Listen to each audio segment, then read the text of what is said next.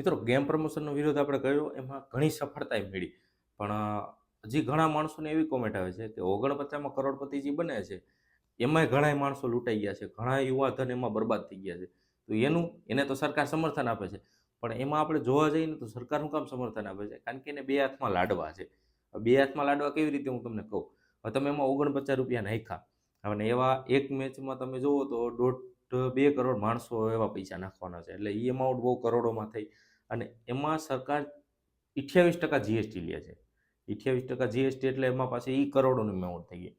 અને એમાં કોઈ વિનિંગ થાય એમ માનો મારા ખ્યાલ પ્રમાણે થતા જ નથી. આ તો નસીબે કદાચ કોઈ થતા હોય તો ભલે, બાકી એ પૈસા વધારે પડતા કંપની પાસે જ રહે છે. કારણ કે બધી ટીમ તમને ખબર નથી કેની છે. કરોડોની ટીમમાં છે એમાં તમારા પોઈન્ટ જ તમને દેખાવાના છે. પ્લસ થઈ જાય એ ટીમના તમને પોઈન્ટની ખ્યાલ જ નથી. અને તોય કદાચ વિનિંગ એમાઉન્ટ છે તો જે વિનિંગ એમાઉન્ટ હોય ને એમાં 30% ટીડીએસ કાપે. એ ગવર્મેન્ટને જાય. ફેન્ટેસી એપ જે છે એ માલિક એમાં પૈસા કમાવાનો છે, પ્લસ એ જાહેરાતમાં કરોડો રૂપિયા આપવાનો છે. આ ક્રિકેટરો તમારા જે આઈડલ હોય એ એની જાહેરાત કરતા હોય છે અને તમે એને જોઈને જ તમે 49માં બરબાદ થશો.